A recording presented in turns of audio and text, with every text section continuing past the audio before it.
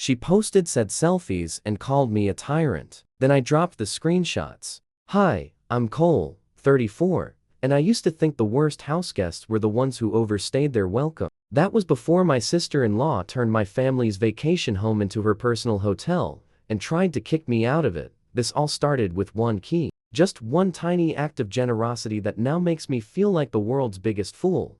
The house wasn't just any house. It was the kind of place you only see in old family photos. Wraparound porch, creaky floors that hold secrets, the scent of ocean pine baked into the walls. My grandmother built memories there with her bare hands. My mom guarded them like sacred heirlooms. And then she passed it down to me, the only child left to carry the legacy.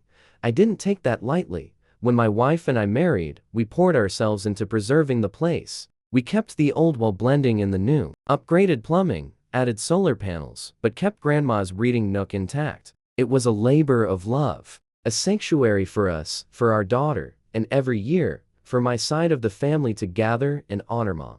Enter my sister-in-law, Sil. Sil had it rough growing up, I won't lie. My wife and her were foster kids, bounced around like luggage between homes, with drugged-out parents who gave up before they ever started. I get why Sil clings hard to anything that resembles home.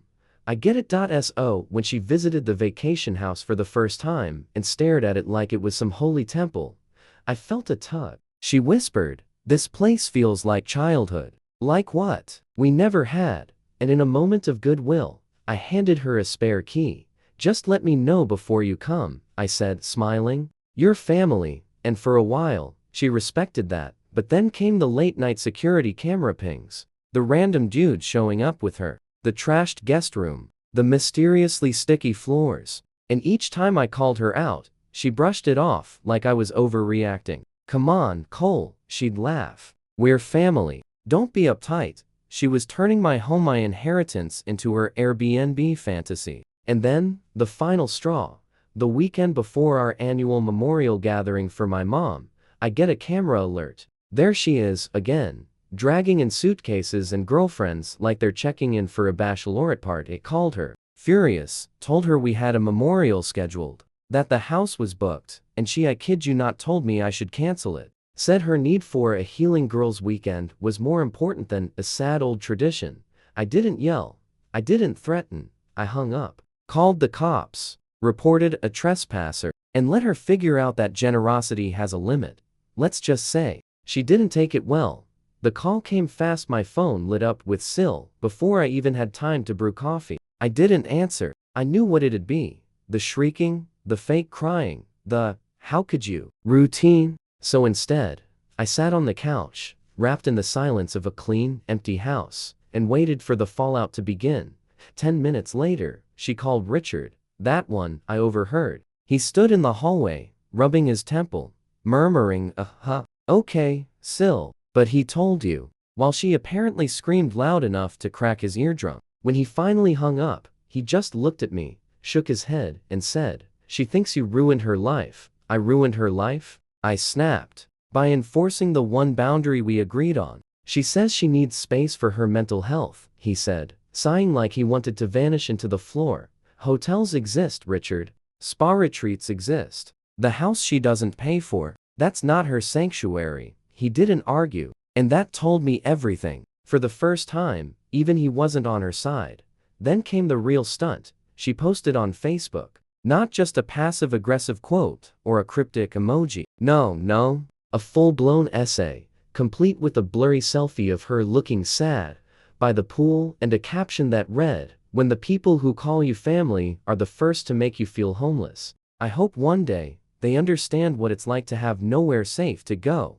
Within an hour, her post had 15 sad reacts. 3, "You deserve better," Queen comments. And one from her yoga friend that said, "Ugh. Men who control property like it's a personality trait." I nearly threw my phone across the room. Instead, I did something I should have done a year ago. I changed the locks. It wasn't easy. That key had been handed over with love, with trust. But trust has a shelf life, and hers expired the moment she tried to evict me from my mother's home.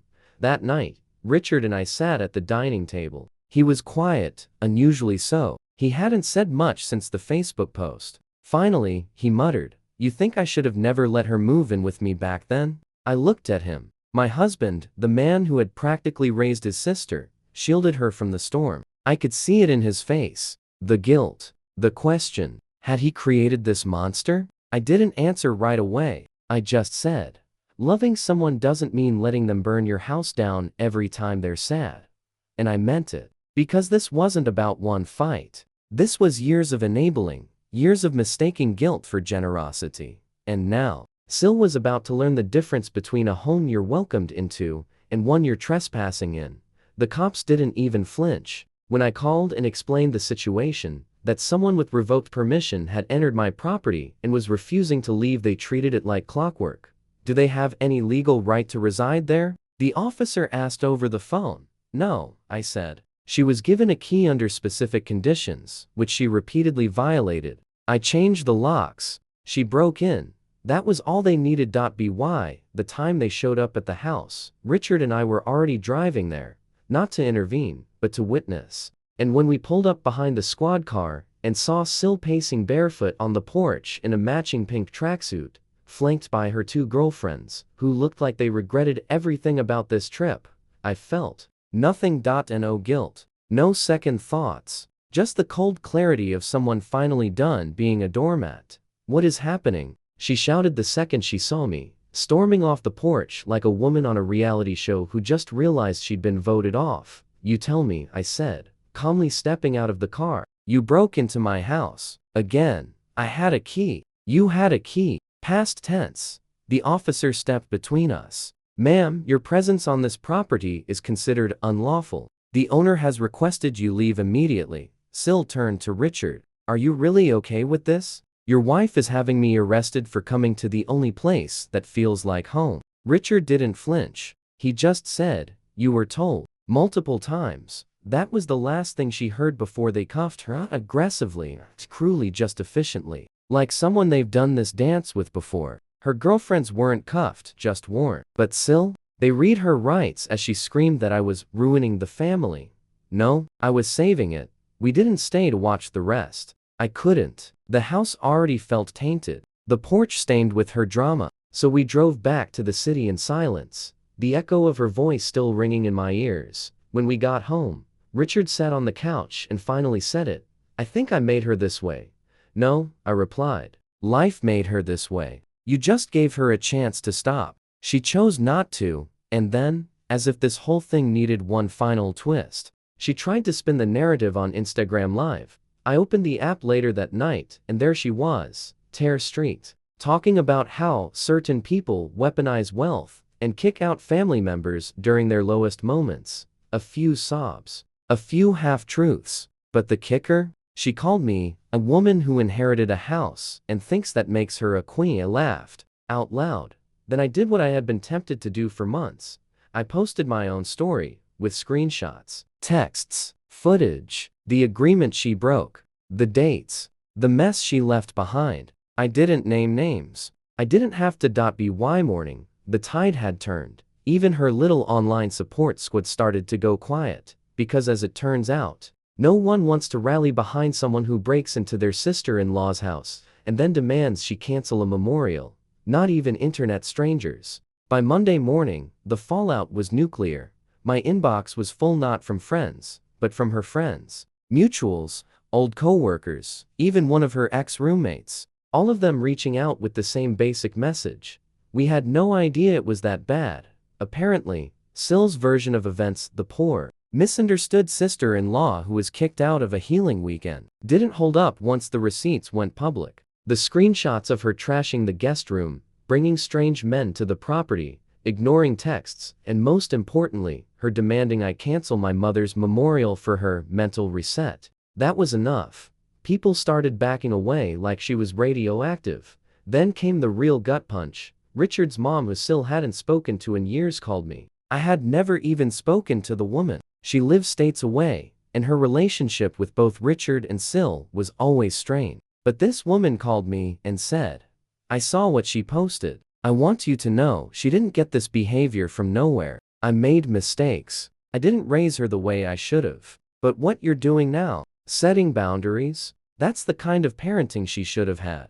I sat on the kitchen floor after that call. Just sat there. Because when a woman who abandoned her kids is telling you you're doing the hard but right thing, it messes with your head. But it didn't mess with my resolve. That afternoon, Richard and I drove back to the vacation home. Just the two of us. I was half expecting broken windows, shredded pillows, spray paint, but no. It was quiet, calm, almost like the place had been holding its breath. We walked through the house, room by room. The kitchen still smelled like the lemon cleaner I used after the last disaster. The bedroom had clean sheets again. The porch creaked beneath our steps, but the air was crisp, not tense. Do you think she'll ever speak to us again? Richard asked. I thought about it. The jail, the social media fallout, the way she burned every single bridge and then tried to gaslight me while standing on the ashes. No, I said. And honestly, I think that's a good thing. But then, as we were packing up to leave because no way in hell were we staying the night yet, Richard got a text from Sil.it. Read. Hope you're happy. I lost my job because of your wife's little smear campaign. If I end up homeless, just know it's on both of you. He stared at the screen for a long time. Then he put his phone away and didn't reply, because even he knew we didn't do this to her. She did this to herself, and all we did was finally stop cleaning up her mess. I'll admit, I expected silence. Maybe a long cooling off period, months without contact. But Sil doesn't operate on shame, she runs on drama. So it only took her 3 days to re-emerge. This time, with a GoFundMe. The title? Rebuilding After Family Betrayal.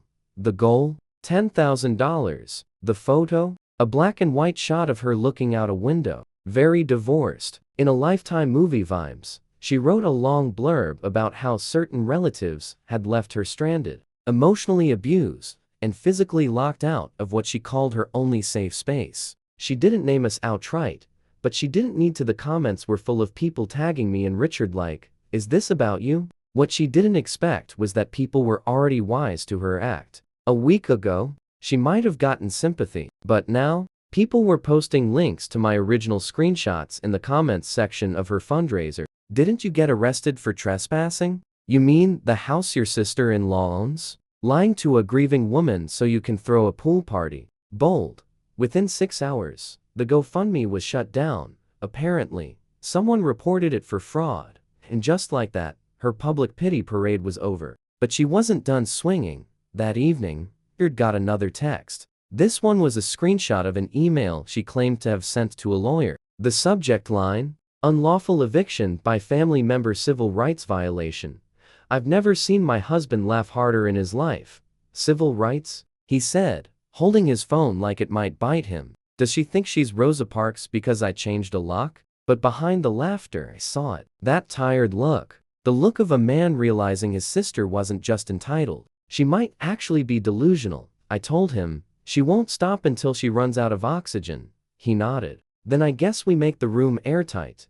We drafted a formal cease and desist letter with our attorney. Nothing aggressive, just legally clear. Do not enter the property. Do not use our names on social media. Do not contact us for any non-emergency reasons. Richard hit send. Within minutes, she replied, wow, you're choosing her over your own blood.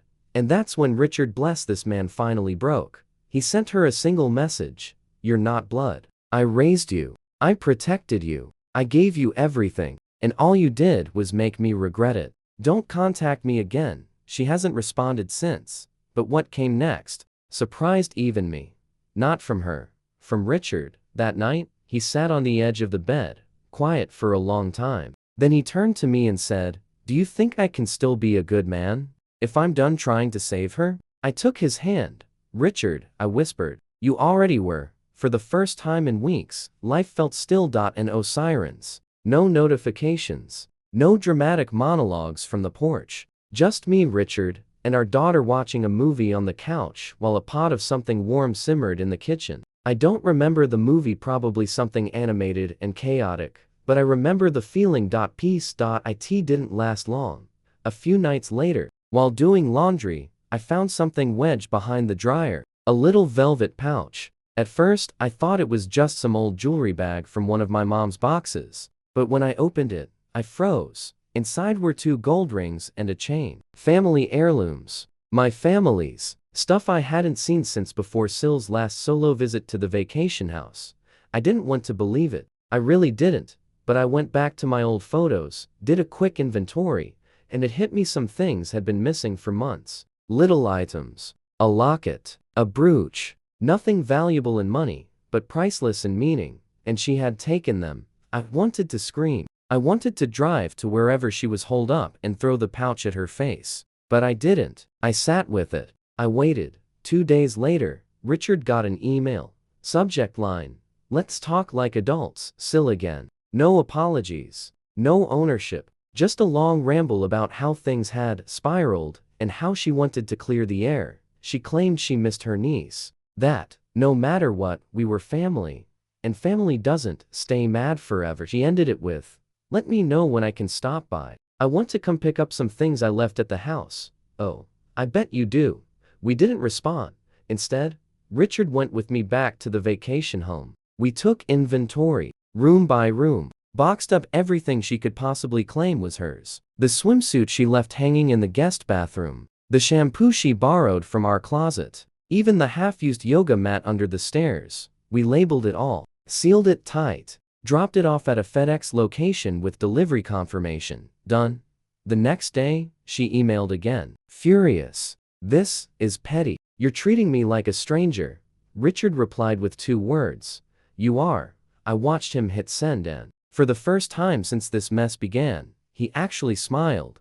Later that evening, while putting our daughter to bed, she looked up at me and said, "Mommy, is Auntie Syl mad at us?" I paused, carefully. "No, babe," I said. "She's just making her own choices now, and we're making ours." That night, I placed the velvet pouch of heirlooms in a lockbox. I sealed it, labeled it, "For my daughter, for when she's ready," because some things deserve to be passed down like respect, and some people deserve to be left behind. Syl stayed quiet for almost a month. No texts, no emails, no surprise drive-bys, not even a subtweet. It was eerie, like she'd finally gotten the message or was just regrouping. I hoped it was the former, but I wasn't holding my breath.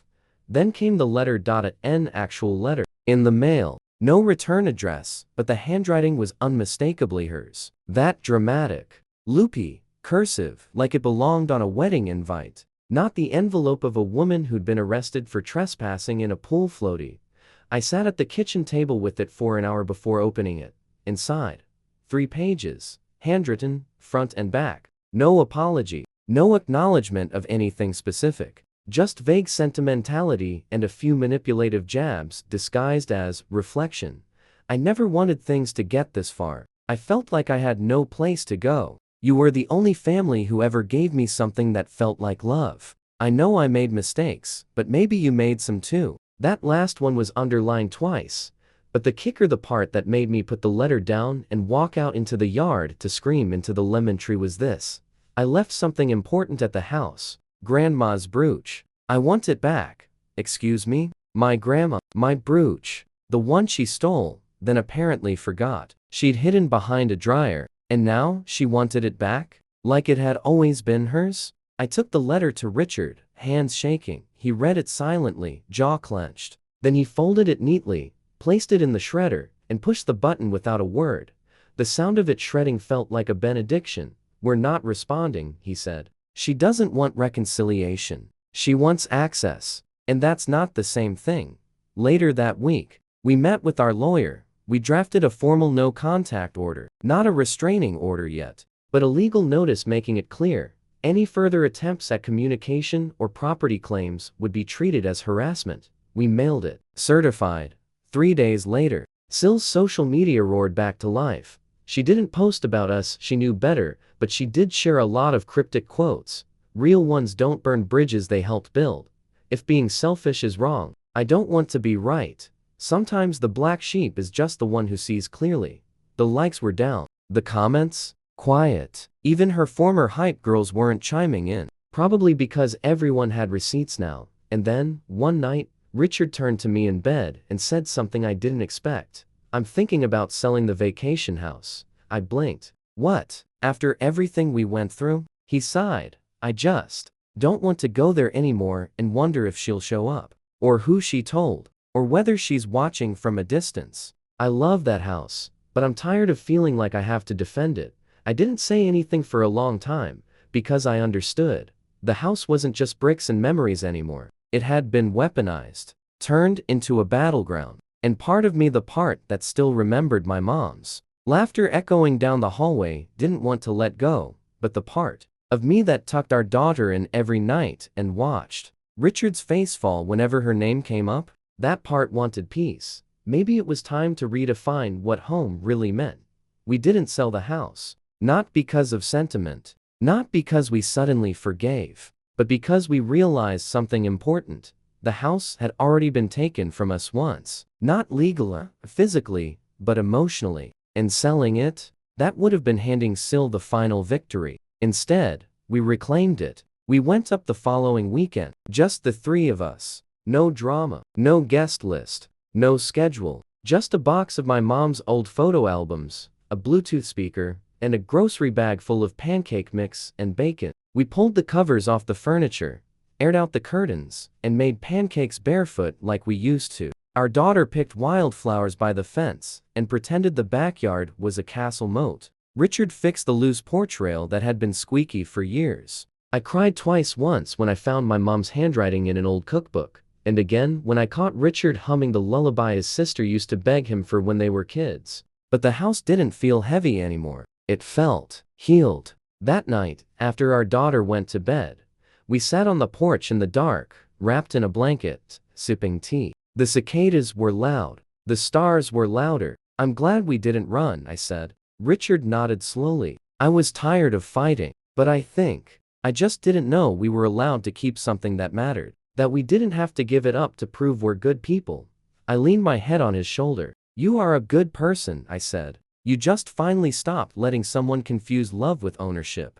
There were no more letters. No more messages. Eventually, Sil faded out completely. Word got around that she'd tried something similar with an ex-friend, crashed their party, claimed emotional crisis, demanded to stay a week. The police were called there too. She cried on Instagram, live again. But the sympathy was gone. People had seen behind the curtain. You can only play victim for so long before the audience gets tired of the show. Months passed. Then a year. The next time we hosted the memorial gathering, the house was full of laughter. Real laughter. No tension. No whispered side comments. Just my dad teaching our daughter how to fish off the back dock. My grandfather sneaking extra marshmallows into her cocoa. And Richard dancing barefoot with me in the kitchen to Fleetwood Mac. At one point, our daughter looked up at the faded photograph of my mom on the mantle and whispered, "This is her house, right?" I smiled. Ours now. Because legacy isn't something you give away on a keyring.